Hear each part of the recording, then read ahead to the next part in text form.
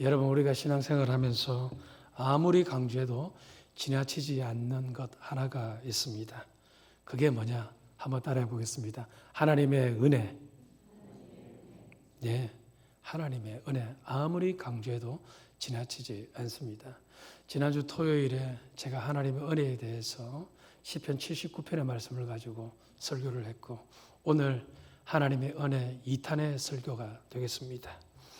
여러분, 자식이 애를 먹여도 그 자식의 인생 가운데 뭐가 임하면요? 하나님의 은혜가 임하면 그 자식이 변화됩니다. 사업이 힘들고 어려워도 하나님의 은혜가 있으면 그 사업은 다시 일어납니다. 교회도 마찬가지예요. 교회라고 하나님의 은혜가 다 있는 것이 아닙니다. 간판만 교회이지 은혜랑 상관없는 그런 교회도 있을 수 있습니다. 하지만 아무리 교회가 어렵고 힘들더라도 하나님의 은혜가 임하는 순간 그 교회는 다시 살아납니다. 여러분 믿으십니까? 그만큼 하나님의 은혜가 중요하다는 것입니다. 제가 목회를 조금 해보지 않았습니까? 목회도 마찬가지인 것 같아요. 목회자가 목회를 하는데 목회자가 목회를 잘하기 위해서는 목회에 노하우가 있어야 합니다. 노하우만 있으면 됩니까? 리더십도 있어야죠. 목회함에 있어서 영적인 리더십이 있어야 합니다. 그리고 여러분, 목회 감각도 있어야 합니다. 성도들이 이럴 때 이런 어떤 프로그램을 통해서 성도들의 마음속에 영적인 사기를 심어주고, 우리 교육부에 이런 시기에 참 이런 것을 했으면 좋겠다. 이건 목회자의 목회 감각이거든요. 이런 목회적인 센스와 감각도 필요합니다. 그것만 있으면 됩니까? 목사가 여러분 진실된 마음이 없으면 큰일 나죠. 사람이 정직하고 하나님 앞에서도 진실하고 또 성도들 앞에서도 정직함과 진실함을 가져야 합니다. 여하튼 목회를 잘 하려면 뭐든지 다 잘해야 합니다. 그죠? 그러나 여러분, 이 모든 것을 다 갖추었다 한들 무엇이 빠지면요?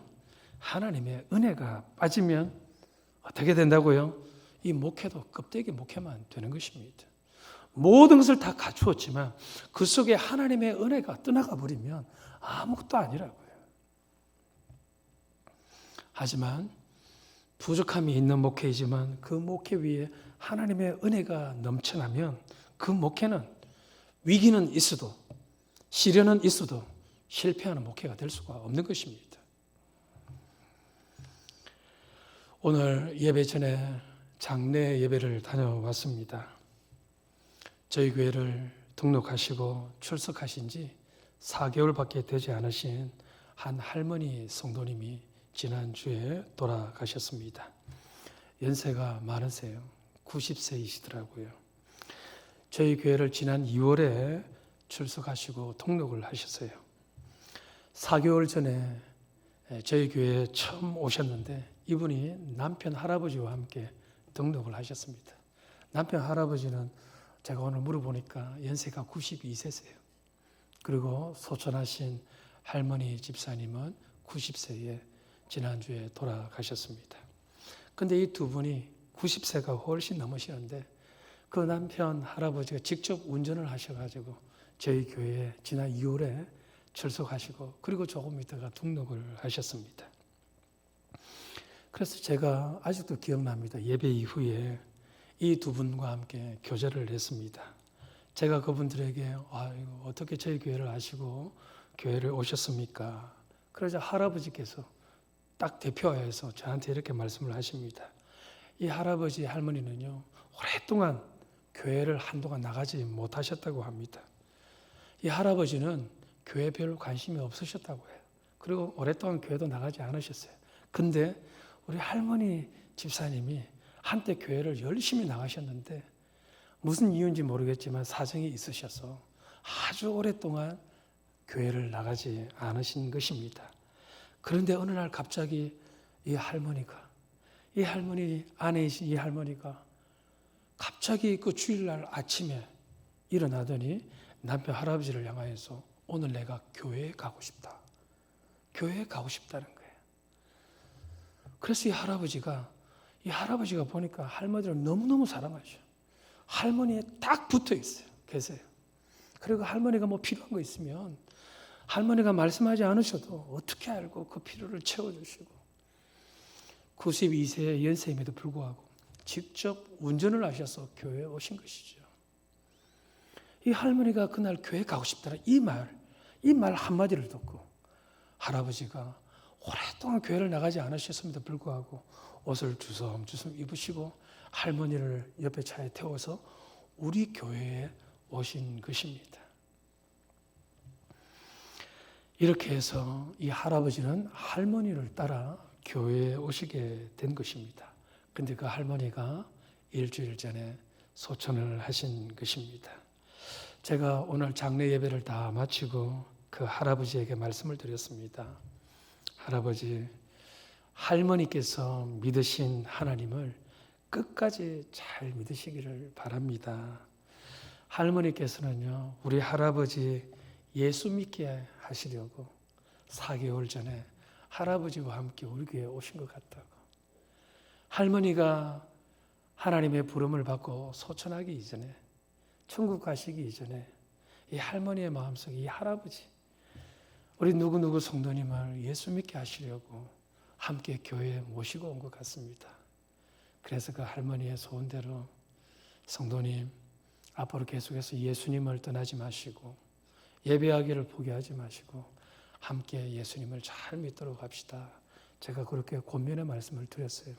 그랬더니 이 할아버지가 제 손목을 탁 잡으시면서 목사님 맞습니다. 제가 꼭 그렇게 하도록 하겠습니다. 그렇게 말씀을 하시는 거예요. 여러분, 제가 왜 이 이야기를 말씀드리느냐 하면 이게 바로 하나님의 은혜라는 것입니다. 여러분, 이 할아버지가 우리 교회에 발을 딛고 예수를 알고 예수를 믿게 되었습니다. 이것이 누구 때문입니까? 이 할아버지를 예수 믿게 하고 이 할아버지가 저에게 발을 딛게 하고 하나님을 예배하게 된 이유가 무엇입니까? 물론 할머니께서 그렇게 하실 수도 있다고 생각합니다. 그러나 궁극적으로는 정확하게는 하나님께서 그 할머니를 통하여 이 할아버지가 우리 교회에 오게 하시고 그리고 예수님을 알게 하시고 예수님을 믿게 된 것 아닙니까? 할렐루야. 한번 보십시오. 이 할아버지가 예수를 믿는 과정 속에서 이 할아버지가 하신 게 뭐가 있습니까? 아무것도 없어요. 아무것도 없어요. 그냥 아내가 운전해라. 교회 가고 싶다. 그렇게 해서 운전을 위해서 이곳에 온 것밖에 없는데 그 마음을 움직여 주시고 예수를 믿게 하시고 제가 혹시 그랬어요. 가까이 가서 개인적으로 이야기할 때 할아버지 예수님 믿으시죠? 예수님 믿습니다. 딱 고백을 하더라고요. 얼마나 감사한지. 여러분, 이게 하나님의 은혜입니다. 조건 없이 어떠한 이유 없이 그냥 무조건적인 하나님의 강권하심으로 그 하나님의 뜻하심대로 이 할아버지를 부르셔서 하나님의 자녀로 삼아주시고 그에게 생명을 주시지 않았습니까? 할렐루야. 여러분, 이게 은혜라고요. 사전에서요, 은혜라는 단어를 찾아보니까 그 은혜의 의미를 이렇게 정의하고 있습니다. 한번 띄워주십시오. 우리 다 같이 한번 읽어볼까요? 시작. 은혜란 사람이나 신이 어떤 사람에게 무조건적으로 베푸는 호의나 도움을 의미합니다. 은혜가 뭐냐? 은혜란 사람이나 신이 어떤 사람에게 베푸는 호의나 도움을 의미하는데 어떤 도움과 어떤 호의입니까? 무조건적으로 베푸는 호의와 도움이라는 것입니다. 조건이 없다라는 거예요. 그 사람의 어떤 상태나 반응을 보고 호의를 베풀고 도움을 준다는 것이 아니라는 것입니다.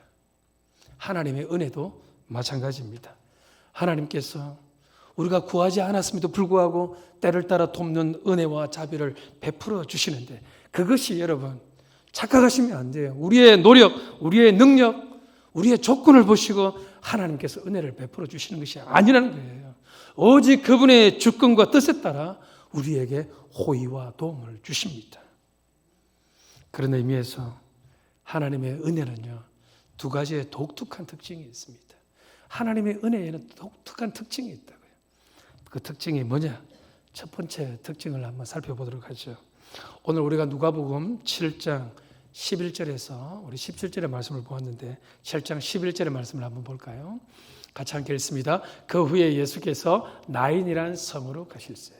예수님께서 나인이라는 성으로 들어가십니다. 12절 말씀을 한번 볼까요? 한번 보세요. 성문에 가까이 이르실 때 누가요? 예수님이 이 나인이라는 성에 가까이 이를 때에 사람들이 한 죽은 자를 메고 나옵니다.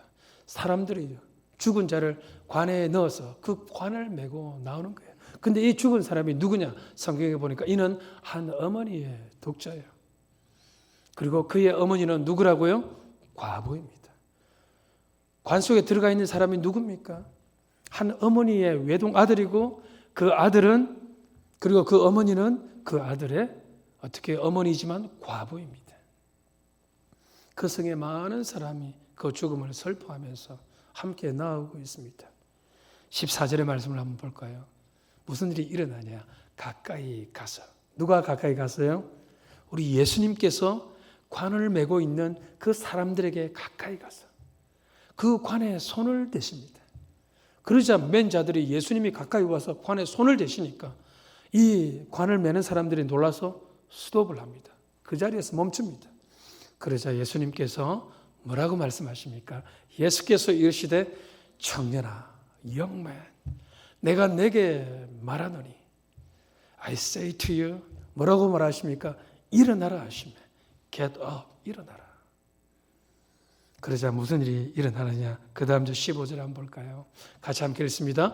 죽었던 자가 일어나 앉고 말도 하거늘 예수께서 그를 어머니에게 주시니 영맨 청년아 일어나라. 그러자 그 청년이 어떻게 해요?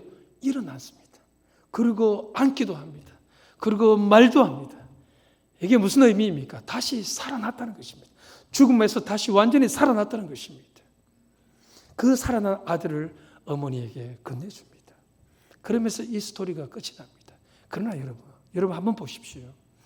여러분 이 과부가 아들이 살아나는 이 기적의 사건을 경험합니다. 여러분 이것이 은혜입니까? 은혜가 아닙니까? 은혜입니까? 은혜가 아닙니까? 은혜이지요. 왜 은혜입니까? 여러분 지금 이 과부가 예수님에게 도와달라고 자기 아들을 살려달라고 요청한 적이 있습니까? 없습니까? 없습니다. 그리고 이 과부와 그리고 그의 죽은 아들은 예수님과 이전에 만나본 적이 있는 일면식도 없는 사람들이라고요. 근데 그런 그들을 향해 예수님이 관에 가까이 가시고 그 죽은 아들을 일어나라 하시면서 말씀으로 그를 살리십니다. 죽은 아들이 살아났습니다. 어머니 과부에게는 이것만큼 큰 은혜가 어디 있습니까? 은혜 중에 은혜 아닙니까? 근데 여러분 왜 예수님께서 중요한 것은 왜 예수님께서 일명씩도 없는 이 과부의 아들을 살려주셨을까요? 우리 아들을 좀 살려주십시오라고 요청한 적도 없는 그 과부에게 왜 은혜를 베풀어 주셨는가 하는 것입니다. 그 이유가 뭘까요? 그 이유를 알면 여러분 하나님의 은혜의 특징을 알 수가 있습니다. 우리가 읽지는 않았는데요. 누가복음 7장 13절의 말씀을 한번 봅시다. 같이 읽습니다. 주께서 과부를 보시고 불쌍히 여기사 울지 말라 하시고 우리 주님께서 과부를 보시고 어떻게 여기사요? 불쌍히 여기사. 이게 바로 여러분 중요한 키입니다. 왜 예수님께서 일명씩도 없는 그 과부의 아들을 살려주셨는가? 도와달라고 요청도 없는 그 과부의 아들을 왜 가까이 가서 말씀으로 그를 살려주셨느냐? 그 과부를 보시고 어떤 마음을 가지셨어요? 불쌍히 여기는 마음을 가지셨다는 것입니다. 이 불쌍히 여기는 마음 때문에 우리 예수님은 그들이 요청하지 않았음에도 불구하고 전혀 모르는 사이임에도 불구하고 그에게 먼저 다가가서 그를 살려주신 것 아닙니까? 여러분 하나님의 은혜의 특징이 뭔지 아십니까? 하나님의 은혜를 어떤 사람이 받느냐? 하나님께로부터 불쌍히 여김을 받는 자가 하나님의 은혜를 받을 수 있는 것입니다. 여러분 여기에 조건이 없다고요. 여기에 무슨 여러분 능력, 우리의 반응이 없다고요. 그저 하나님의 강력한 주권으로 우리 주님이 우리를 바라보실 때에 불쌍히 여기는 그 마음 때문에 우리 주님이 우리에게 은혜를 베풀어 주신다는 것입니다. 사랑하는 성도 여러분, 하나님의 은혜를 받고 싶습니까? 하나님의 은혜를 받아야 합니다. 여러분의 지금 현재 처한 꼬이고 꼬인 인생의 문제, 사람의 힘으로 풀 수 있는 게 아니에요. 제가 지금 감당하는 이 목회 사역도 저의 능력으로 할 수 있는 게 아니에요. 하나님의 은혜를 감당하고 하나님의 은혜로 고인 문제도 풀어야 하고 하나님의 은혜로 자녀를 키워야 하고 하나님의 은혜로 사업을 감당해야 합니다. 하나님의 은혜를 받아야 합니다. 그죠?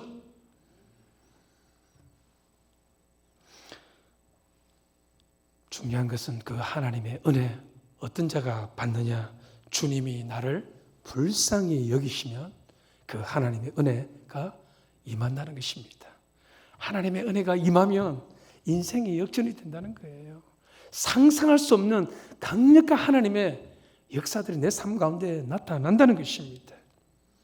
여러분 성경을 보시면 하나같이 예수님으로부터 은혜를 받은 사람들을 하나하나 살펴보면 그 사람들이 어떤 사람이냐? 예수님께서 어떤 사람에게 은혜를 베풀어 주셨느냐? 예수님께서 그들을 보시고 불쌍히 여기는 사람, 그 사람에게 하나님께서, 우리 주님께서 은혜를 베풀어 주셨습니다. 마태복음 9장 35절의 말씀을 한번 봅시다. 큰 소리를 함께 읽어보겠습니다. 예수께서 모든 도시와 마을에 두루 다니사 그들의 회당에서 가르치시며 천국 복음을 전파하시며 모든 병과 모든 악한 것을 고치시니라.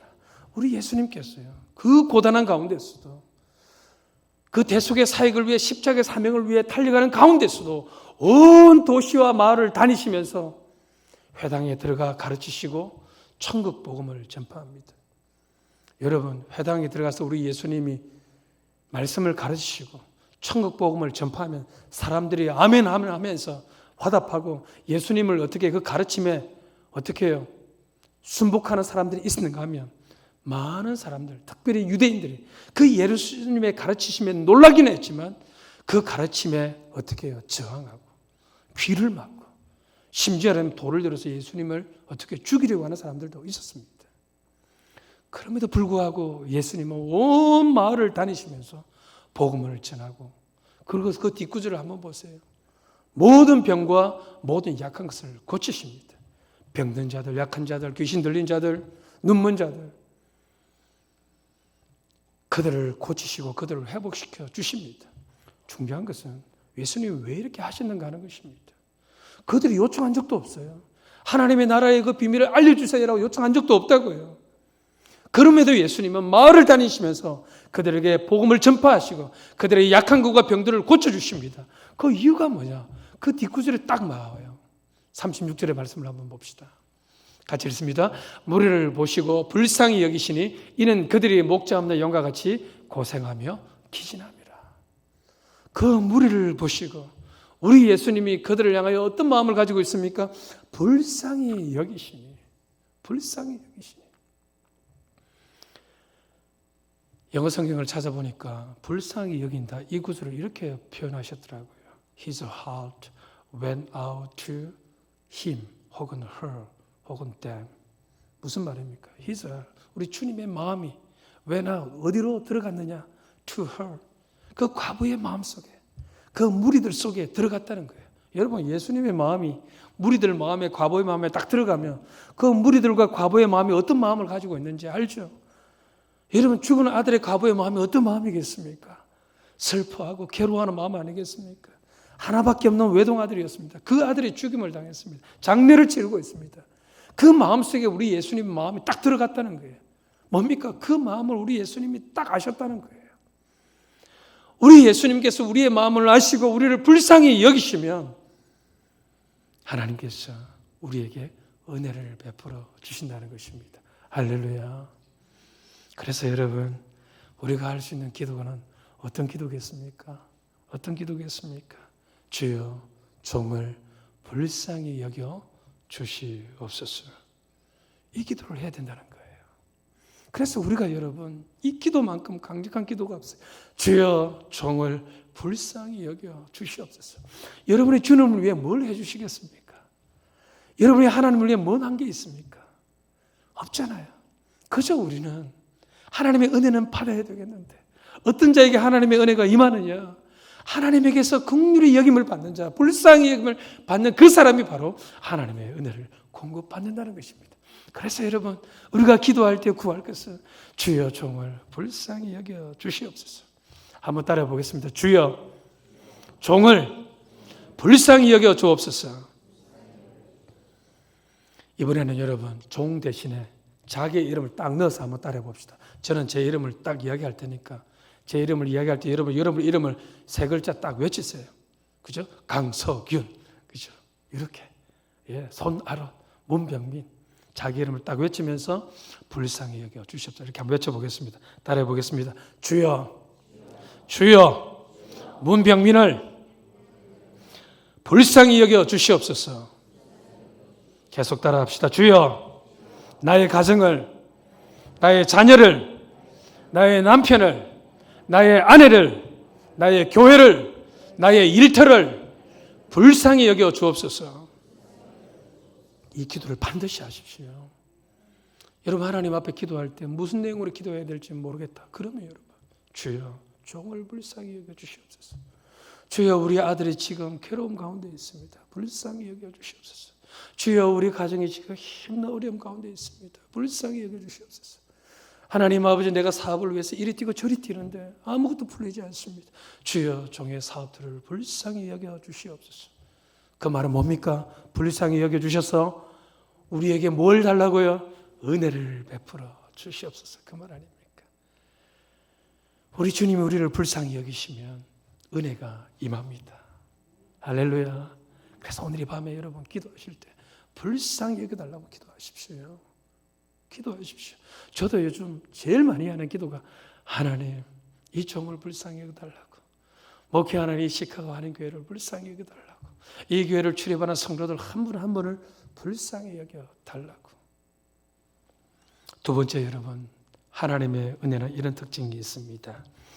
오늘 본문은 아니지만 조금 앞구절에 보면요, 한 백부장의 이야기가 나옵니다. 누가복음 7장 2절의 말씀 한번 볼까요? 제가 읽어드립니다. 어떤 백부장의 사랑하는 종이 병들어 죽게 되었더니, 한 백부장이 나오는데 그 백부장이 종이 있습니다. 근데 그 종이 병들어 죽게 되었다고 합니다. 그 다음 절 3절을 한번 볼까요? 예수의 소문을 듣고 유대인의 장로 몇 사람을 예수께 보내오셔서 그 종을 구해 주시기를 청한지라. 그 백부장이 누구의 소문을 듣습니까? 예수의 소문을 들었습니다. 그런데 이 백부장은 여러분 힘이 있고 권력이 있는 사람 아닙니까? 그죠? 그런 힘과 권력을 이용해서 유대인 장로 몇 사람을 움직일 수 있는 사람입니다. 유대인 장로 몇 사람을 시켜서 누구에게 보냅니까? 예수님에게 보냅니다. 그 장로들을. 그래서 그 장로들을 통해서 뭘 요청하고 있습니까? 예수님, 우리 집에 오셔서 죽어가는 이 종을 고쳐주시기를 원하는 요청을 유대인 장로 몇 사람을 예수님에게 보내어서 지금 요청하고 있는 거예요.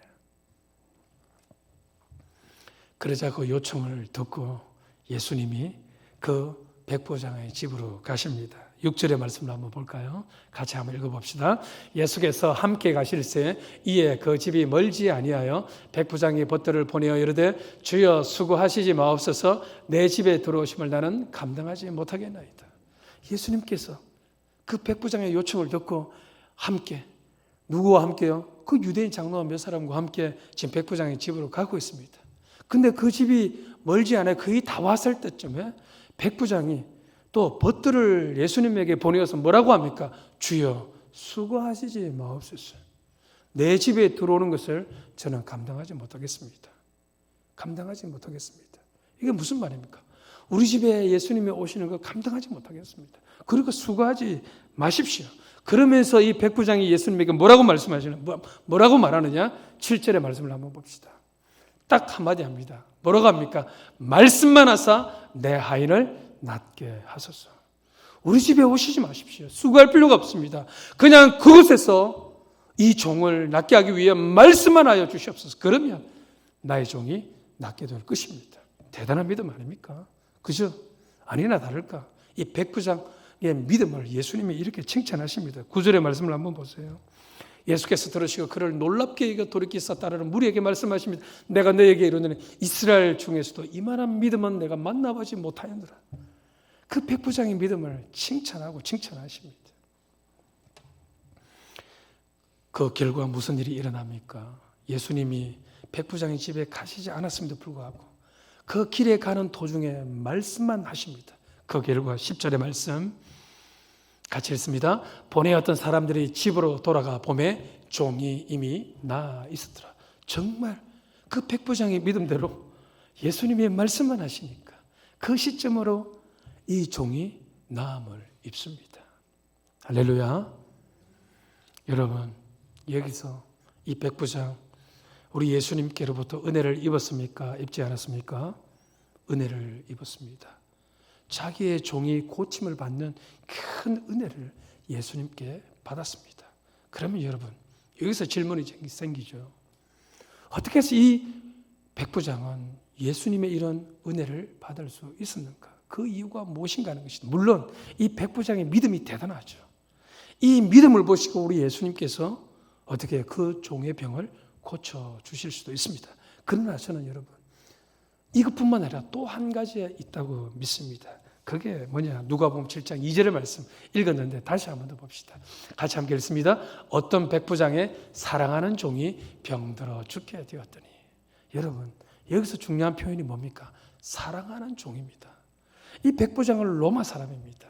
권력을 가진 사람입니다. 그죠? 힘을 가진 사람이라 종을 부릴 수 있는 사람입니다. 근데 그 종을 어떻게 표현하고 있습니까? 자기의 사랑하는 종이라고 합니다.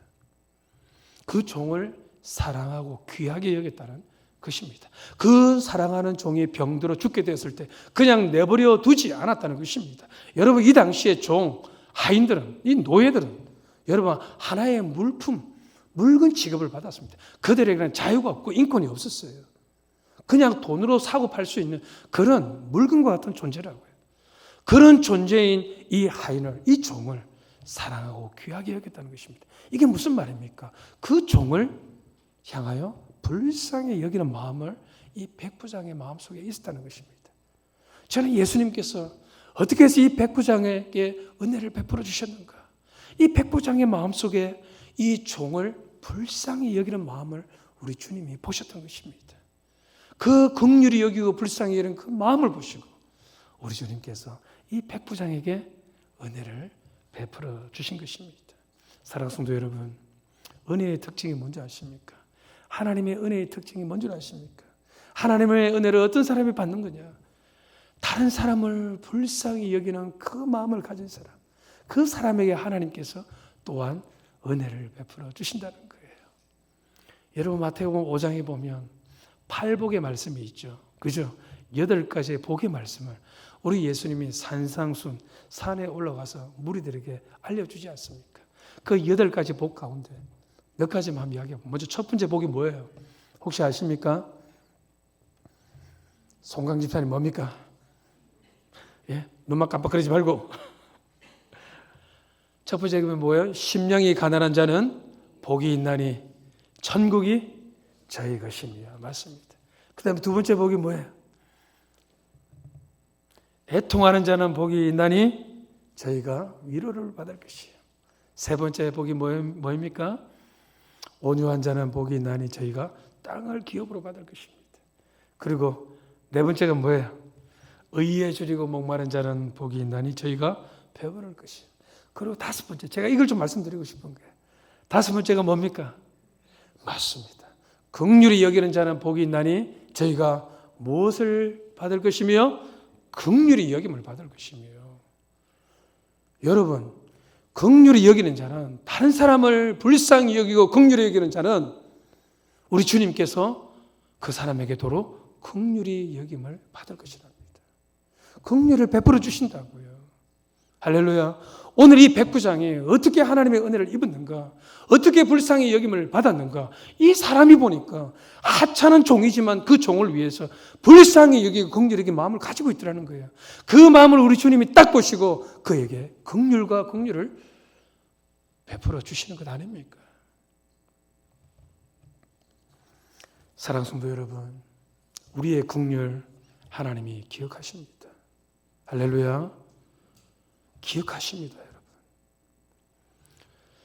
여러분, 사람은 모르지만 하나님께서는 여러분의 섬김, 여러분이 다른 사람을 위해서 긍휼히 여기고 불쌍히 여기는 마음을 통하여 다른 사람을 섬기고 베푸는 것, 하나님이 반드시 기억하시고 은혜로 갚아주십니다. 할렐루야. 그래서 여러분, 약한 자를 귀하게 여겨야 합니다. 제가 지난주에 말씀을 드렸죠. 약한 자가 어떤 사람입니까? 돈 없고 백 없는 사람이 약한 사람이 아니라고요. 뭔가 건강이 무너져 있고 뭔가 흠집이 있고 결격 사유가 있는 사람이 약한 자가 아니라고요. 영적으로 약한 자는 어떤 사람입니까? 예수 없이 사는 사람입니다. 결정적인 순간에 믿음을 발휘하지 못하는 사람들입니다. 죽어가는 사람들을 보아여 예수님의 마음을 가지지 않는 사람들입니다. 물질을 자기만을 위해서 쓰는 사람입니다. 가진 것을 나누지 않는 사람들입니다. 교만한 사람들입니다. 문제가 찾아와도 기도하지 않는 사람들입니다. 이런 사람들이 영적으로 다 약한 사람들입니다. 이런 자들을 여러분 불쌍히 여기고 그들이 주님께 더 가까이 하기 위해 애를 쓰고 힘을 쓰고 우리 예수 그리스도의 복음을 소개해 주는 그 사람, 여러분 그 사람이 다른 사람을 불쌍히 여기는 사람 아닙니까? 이런 자의 삶 가운데서는 하나님께서 하나님의 은혜를 안 부어줘야 안 부어줄 수가 없는 거예요. 하나님의 은혜를 폭포수 같이 부어주신다는 것입니다. 말씀을 맺겠습니다. 사랑하는 우리 시카고 한인교회 성도 여러분, 하나님의 은혜가 있어야 합니다. 할렐루야. 주여 종을 불쌍히 여겨 주시옵소서. 불쌍히 여기는, 우리 주님이 여러분을 보실 때 불쌍히 여김을 받아야 합니다. 그래서 우리는 기도할 때 이 기도로 기도하셔야 합니다. 그리고 여러분, 우리 또한 그 예수 그리스도의 은혜 때문에 다른 사람을 불쌍히 여겨야 합니다. 그래야 그 인생을 우리 주님이 기억하시고 긍휼을 우리에게 베풀어 주십니다. 이런 복이, 이런 축복이 우리 모두에게 있기를 간절히 소원하고 축복합니다. 지금은 우리 주 예수 그리스도의 은혜와 하나님 아버지의 무한하신 사랑과 성령의 교통하심과 위로하심과 한량없는 하나님의 은혜와 긍휼과 축복하심이 오늘 기도하며 하나님의 응답을 사모하며 기다리는 주의 백성들 머리 위에, 이들의 가정과 자녀들을 위해, 이들의 간절한 기도 제목 위에 지금부터 영원토록 함께 하옵시기를 간절히 축원하옵나이다. 아멘.